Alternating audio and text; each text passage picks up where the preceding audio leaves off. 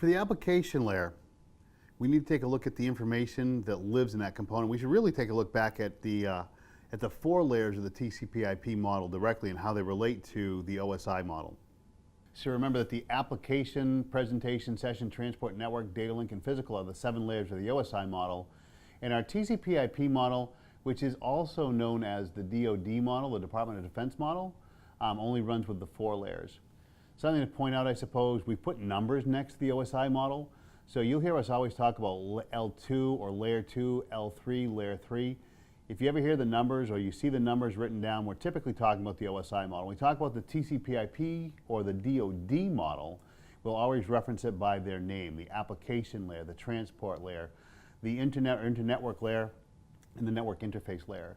So again, the TCP/IP model, also known as the DoD model, does map directly back into the OSI model. So the OSI model was put in place to handle multiple different layer 3, layer 4 protocols. Again, all of the layers. You can build it as a 4 layer or a 3 layer or an 8 layer. I don't know how you'd split that. I suppose you could. You could split data link into 2 layers, call them 2 sublayers if you want to. Hey, we do that, right? LLC and MAC.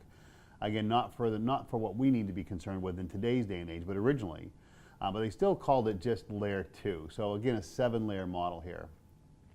When we look at the applications, and we look at the protocols that live at each layer, the layers themselves, hold on one moment here. Let me get this other piece up for us.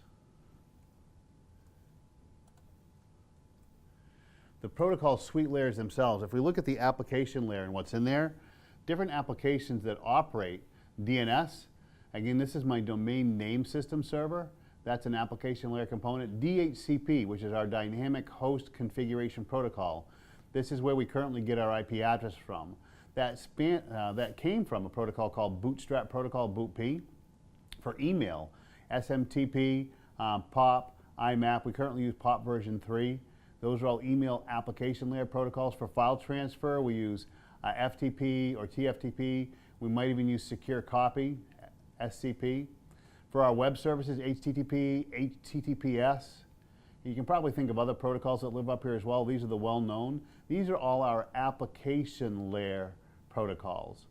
At transport layer, as far as TCP/IP is concerned, we have the 2 that we've talked about so far: TCP, Transmission Control Protocol, and UDP.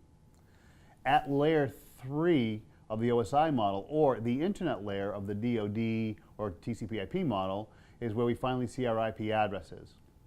We also see ICMP in here, which is Internet Control Messaging Protocol.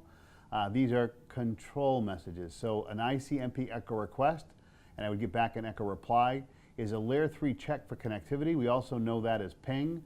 So again, something like ICMP echo request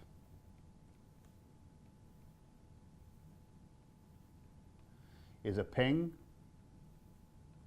When I get the reply back, it's known as an ICMP echo reply. ICMP also things like destination unreachable is an ICMP message. If a router doesn't know where a packet goes, it drops the packet and sends a message back. Hey, I don't know where that goes. Your destination is unreachable. If my packet buffers are getting too full on a router, I might get a source quench. Source quench packet. That's a message that's coming back from my router that says slow down talking, and so we would actually decrease the rate of transmission. We have time to live exceeded.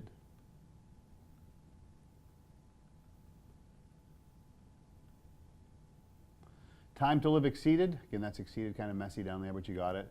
Time to live exceeded. In the IP header, there's a time to live field.